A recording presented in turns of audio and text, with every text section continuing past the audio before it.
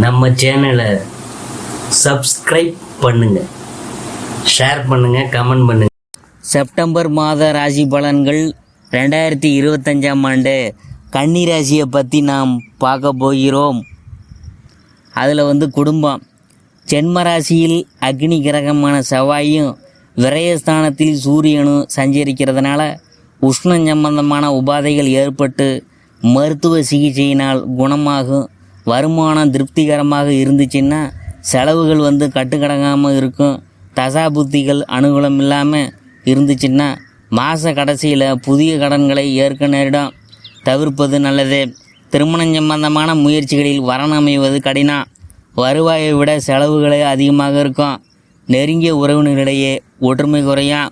அடுத்தது உத்தியோகம். கும்பராசியில் சனி ராகு இணைந்திருக்கிறது.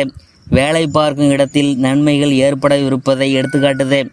மேல் அதிகாரிகளும் சக ஊழியர்களும் ஒத்துழைப்பாங்க.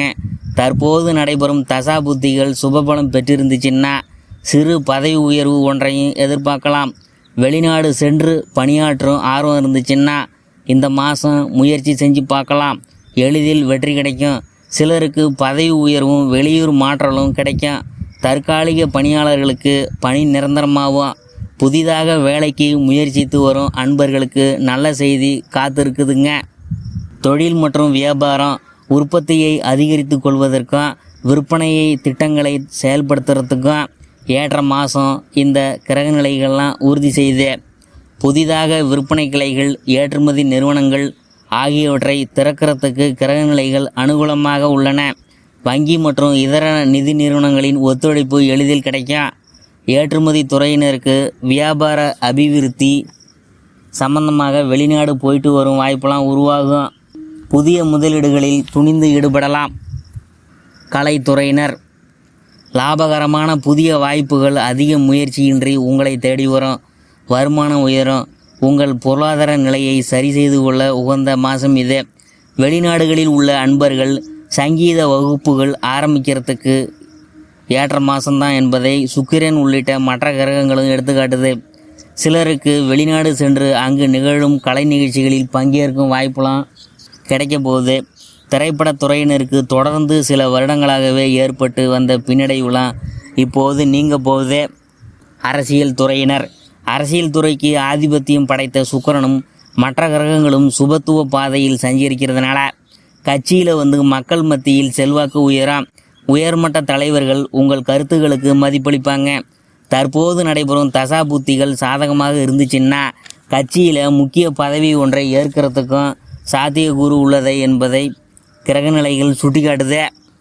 மாணவ மாணவியர், கல்வித்துறையை தங்கள் ஆதிக்கத்தில் கொண்டுள்ள கிரகங்கள் அனைத்தும் உங்களுக்கு அனுகூலமாக நிலை கொண்டுள்ளதால் பாடங்களில் மன ஆர்வத்துடன் ஈடுபட. ஆசிரியர்களின் ஆதரவு படிப்பில் உற்சாகத்தை ஏற்படுத்தும். வெளிநாடு போயிட்டு பிரத்யேக உயர்கல்வி பயில ஆர்வம் இருந்துச்சுன்னா தற்போது முயற்சி செஞ்சு பார்க்கலாம். முயற்சி செய்தால் ஸ்காலர்ஷிப் கிடைக்கிறதுக்கும் கிரக சஞ்சார நிலைகள் சாதகமாக அமைந்திருக்குது. அடுத்தது விவசாயத்துறையினர். விவசாயத்துறையை தனது அதிகாரத்தில் வைத்து கொண்டுள்ள செவ்வாய் கிரகம். ஆதலால் அவரை பூமிகாரகர் என புகழ்கிறது ஜோதிடக்கலை. அவர் இந்த மாதம் முழுவதும் உங்களுக்கு ஆதரவாக வலம் வருவதால் நல்ல விளைச்சலும் வருமானமும் உங்களுக்கு கிடைக்கும். வயல் பணிகளுக்கு அவசியமான இடுபொருள்கள், தண்ணீர் வசதி, உரம், விதை மற்றும் நாற்றுகள் அனைத்தும் எவ்வித தடங்களுமின்றி கிடைக்க போகுதுங்க. பெண்மணிகள், ராசிக்கு ஜீவனஸ்தானத்தில் குரு சுக்கிரன் சேர்க்கை ஏற்பட்டிருக்கிறதுனால குறிப்பாக வேலைக்கு சென்று வரும் பெண்மணிகளுக்கு உற்சாகமான மாதமாக. தற்போது நடைபெறும் தசா புத்திகள் அனுகூலமாக இருந்துச்சுன்னா ஊதிய உயர்வையும் எதிர்பார்க்கலாம். குடும்ப பொறுப்பை ஏற்றுள்ள பெண்மணிகளுக்கு மகிழ்ச்சியையும் மன நிறைவையும் அளிக்கும் மாதம் இதே. அடுத்தது அறிவுரை.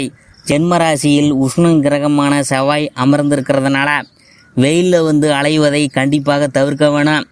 உடலில் உஷ்ணத்தை அதிகரிக்கும் உணவு வகைகளையும் குளிர்பானங்களையும் கனி வகைகளையும் பப்பாளி, அன்னாசி போன்ற பழங்கள், ஐஸ்கிரீம், ஐஸ் சேர்த்த குளிர்பானங்கள் போன்றவற்றைகளை தவிர்த்தல் வேணாம். அடுத்தது பரிகாரம்.